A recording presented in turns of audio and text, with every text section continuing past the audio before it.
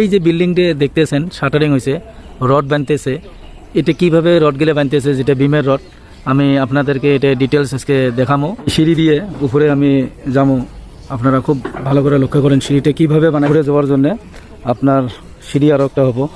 উপরে যে কামগুলো হইতেছে এটা আমি আপনাদেরকে ডিটেলস দেখাবো। দেখো বিমগুলো সাইজ বা কি কি সাইজ আছে, কেমন করে দিছে, একটা করে বিমে কয়টা রড আছে বা এক্সট্রা আবার কয়টা আছে, ডাইরেক্ট মাল কয়টা আছে, যেহেতু কামখান করিয়েছে আর সিঁড়ি দিয়ে যাইতে হবে। আমি এখান দিয়ে উপরে গেতেছি। হ্যালো ভিউয়ার্স, আমি আজকে একটা নতুন ভিডিও নিয়ে আসলাম। এই স্ল্যাবটা এরিয়া কতটুক বিমগুলো কমপ্লিট বাঁধা হয় নাই, কারণ এটা কমপ্লিট বাঁধবে, যার জন্য আজকে আমি এটা দেখাইতেছি। আর স্ল্যাবটাও কীভাবে বাঁধবে এটাও আমি দেখাবো, যে বিমের মালগুলো কীভাবে দিছে, বিমের সাইজ কত বা এরিয়া কত, কত রড গেছে, আমি এগুলোর সব ডিটেলস আপনাদের ভালো করে বুঝিয়ে দেবো। আর যেটা রিংয়ের যেটা বেন্ডিং, ওটা কি বেন্ডিং, বেন্ডিংটা কাক কয়, আমি ওটাও আপনাদেরকে আজকে ভালো করে বুঝিয়ে দেবো। আপনারা সঙ্গে থাকেন। ভিডিওটা যদি ভালো লাগে লাইক করবা, শেয়ার করবা বেশি বেশি, যাতে অন্যরাও দেখতে পারে। কারণ আমার খালি বিল্ডিংয়ে কাজ করি, অসুবিধে নাই, যার জন্যে আমি আপনাদেরকে খালি বিল্ডিংয়ের কামের ভিডিও দিয়ে থাকি। এটা ঢালাই হবো, এটার ছাদের রড গেলে কীভাবে পারবো আমি A to Z ভিডিও দিয়ে থাকবো। আর বিম বাঁধা হলে কীভাবে বিমটা ডাউন দিতে হয় আর কোন সাইড দিয়ে কি করতে হয়, ছোট ছোট যেগুলো কামের টিক থেকে আমি ওটাও আপনাদেরকে দেখাইতেছি। স্ল্যাবের যেটা এরিয়া, এটা আছে 3800 স্কোয়ার ফুট বা 3700 হবো, একুরেট এখনও হয় নাই, যেহেতু আমরা মেজারমেন্ট করি নাই। আমার অনুমানিক এটা ধরে নিছি, অল্প কম বেশি হবো। আর এটা যেটা বিমের বানছে, এটা আছে আপনার 250 বাই 400, অর্থাৎ 10 ইঞ্চি বাই 16 ইঞ্চি বিমের সাইজ, কারণ G+2 বিল্ডিং হবো, যার জন্যে রটের ডিজাইনটা এইভাবে করছে। আর এখানে দেখো, আমি যে আজকের ভিডিওটা যে আপনাদেরকে দেখাইতেছি, কিসের মাধ্যমে দেখাইতেছি আমি আর কিসের জন্য দেখাইতেছি আমি আপনাদেরকে ওটা বলা ভালো করে দেখাবো। আপনারা ভালো করে লক্ষ্য করবা। আমি রিংগুলো কী শেষে বেঞ্চে, এটা আগের ভিডিও আমি বলে দিছি, আপনারা আমার চ্যানেলে যে আগের ভিডিওগুলো দেখতে পারেন, অসুবিধা নাই। আর এখানে এই রিংয়ের গ্যাপটা যে দিছে, ওটা কীভাবে দিছে, L4 বা L3 ডোরিংয়ে যেভাবে থাকে আপনারা ঠিক ওইভাবে দিবেন। আজকে যে আমি আপনাদেরকে দেখাবো এই কথাটা আমি আরও আগে ভিডিও বলছি, যে বিমের মাঝে একটা করে রিং দিবা, ওটা আরও ঠিক আছে। এখানে আমি যেটা আজকে আপনাদেরকে দেখাবো, ওটার মূল কথা হয়েছে রিংয়ের যেটা বেন্ডিং, রিংয়ের বেন্ডিংটা কাক কয়, আর এখানে কয়টা রড আছে বিমে, এখানে কয়টা রড আছে বিমে, ওইখানে কয়টা রড আছে বিমে, মেন বার যেটা টপে কয়টা আছে, বটমে কয়টা আছে, এক্সট্রা বার কয়টা আছে, কিসের জন্য দিছে, আমি অ্যাকচুয়ালি পারফেক্ট ডিটেলসটা আপনাদেরকে দেখাইবার জন্যে, যে ডোরিংয়ে যেভাবে ডিজাইনটা করে আপনারা ঠিক ওইভাবেও কাম করতে পারেন, অসুবিধা হয় না যদি ইচ্ছে করেন আর কি। আর যদি ভাবেন যে আমার বহুত কষ্ট হইতেছে, থামধুম করা খায়, ওই কামটা করেন না, ওই কামটা করলে কামটা ফাঁকি দেওয়া হবো। কারণ ইয়ার যেটা লোড ক্যালকুলেশন, হয়তো বা ঠিকাদার বা মিস্ত্রি বা লেবার এই ধরনের মানুষগুলো খুব কম জানে। এই জন্য তো আমরা আর্কিটেকচারের কাছে যাই, যাতে আমার বিল্ডিংটা ভালো হয়, যা ওই জন্য আমরা ড্রয়িংটা নিয়ে আসি ওখান থেকে। তো যাই হোক, একটা বিল্ডিং বানার আগে ড্রয়িংটা করাটা দরকার। আর এখানে আমার মূল কথা হয়েছে রিংয়ের যেটা বেন্ডিং, আমি ওটা আপনাদেরকে দেখাইতেছি যে রিংয়ের বেন্ডিং কাক বলে। যেমন নাকি ভালো করে লক্ষ্য করবা, এই রডটা যে গেছে, এখানে যে রডটা এল মারি দিছে, এটাকে কয় রিংয়ের বেন্ডিং। আমি দেখাই দিতেছি, এই বেন্ডিংটা যদি না থাকে আপনার, তাহলে কিন্তু খুব অসুবিধে হবো।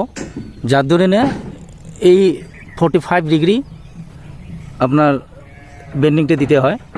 আর এটা যদি দেন এমন করে, তাহলে এই রিংটা খোলার চান্স থাকে না। আর রিংটা আমরা ভাবি কি বাঁধলেই ঠিক হয়, ওটা না, বাইনটা খালি ধরি থাকে, যাতে হেল করবে দেয় না। আর অ্যাকচুয়ালি রিংটার পারফেক্ট বেন্ডিং হয়েছে ওটা খুব ভালো করে মাইন্ড করবা, যে এই জিনিসটা যদি রিংয়ের মধ্যে না থাকে, ওই রিংটার কোনো কাম হয় না।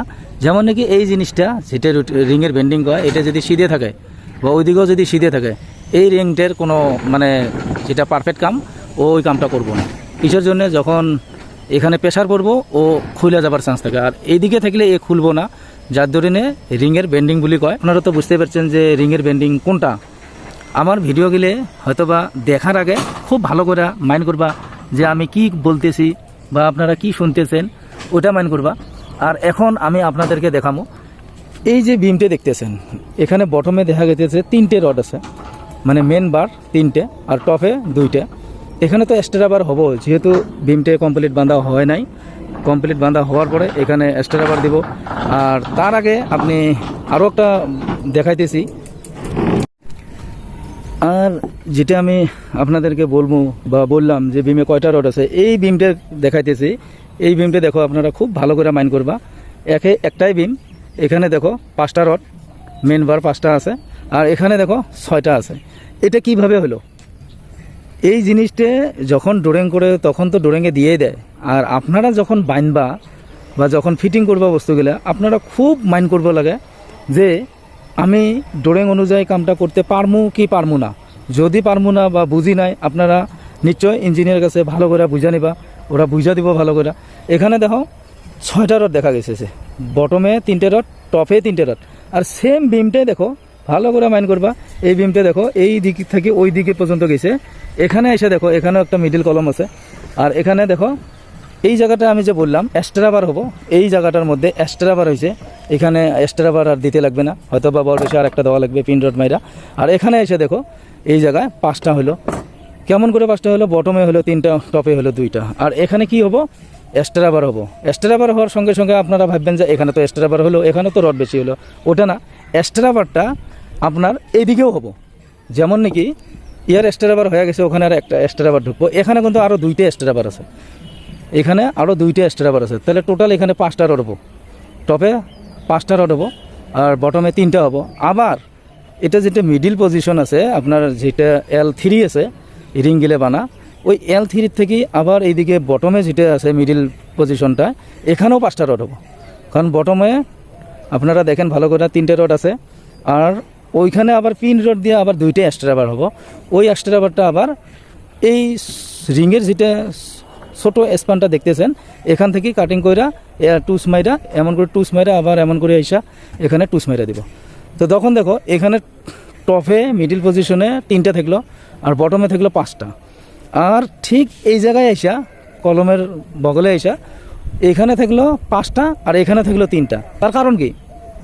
সাধারণ মানুষ কইব বা যেগুলো কম জানে বা এগুলোর বিষয়ে নলেজ কম আছে, ওনারা ভাববো কি এই জিনিসগুলো এমন করে দিতে লাগে না, এটা বহুত হেভি করছে, অমুক করছে, তমুক গেছে। ওটা না, আপনারা এই জিনিসগুলো যে দিছে আমি ভালো করে আপনাদেরকে বুঝিয়ে দিতেছি, আপনারা ভালো করে দেখেন, খুব ভালো করে মাইন্ড করবা। ওই যে ওই গ্যাপটা যে আছে, রুমের যেটা গ্যাপ আছে, ওই গ্যাপের মধ্যে এই পোস্ট থেকে ওই গ্যাপ কম আছে, হয়তো বা 14 ফুট আছে, কিন্তু এই পোস্ট থেকে এই পোস্ট পর্যন্ত রুমের গ্যাপটা বহুত বেশি আছে, যার ধরিনে বিমে এই রডটা দেওয়া লাগা বাধ্য হয়েছে। তো তাহলে চিন্তা করেন আপনারা কিভাবে কাজ করবেন। নিজের মতলবে কাজ যদি করেন না, কোনো দিনও হয় না। আমার এই পজিশনটা দেখেন, সব জায়গায় বিমে 6টা করে রড আছে। আর এই পজিশনটা যদি আমি আপনাদেরকে দেখাই, এই পজিশনটা এখানে দেখো 5টা করে রড আছে। তো এখানে আমার যখন কামটা বিমটা কমপ্লিট বাঁধা হবো, আমি আরও একটা ভিডিও দেবো। যদি আপনারা ভিডিওটা ভালো লাগে, আপনারা লাইক করবা, শেয়ার করবা বেশি বেশি। কারণ আমি যেই ভিডিওর মাধ্যমে বা যেই টেকনিক্যালের কথাগুলো বলি, আপনারা হয়তো বা খুব কম শোনা পান এইভাবে। তো যাই হোক, নিজের যেখানে কাম, ওই কামগুলো খুব মাইন্ড করবা যে ডোরের মতো কামগুলো হলো কি হলো না, না হলে কী হবো, আমরাও সার ঢালছি, ওনারাও সার ঢালছি। ওনাদের কাজগুলো খুব ফাস্ট, আমার কাজগুলো খুব স্লো। এটা না, আপনারা ভালো করে কামগুলো যে কাজ স্লো হয়, এটা একদম মিথ্যা কথা। কাজ ভালো করে করলে কাম ফাস্ট হয়। আর কাজটা অ্যাকচুয়ালি ছাদের কাজে আপনারা ফাঁকি দিবেন না, রড অল্প বেশি যায় যাবার দাও, যাতে কামটা খুব পারফেক্ট হয় আর খুব সুন্দর করে বাঁধেন। তো যার ধরনে আমি ভিডিওগুলো ছোটো ছোটো টেকনিকগুলো দেখে থাকি। আর এটার বিষয়ে আমি এখানে কত রড গেছে, কত রড যায় নাই, আমি আপনাদেরকে বইলা দেবো।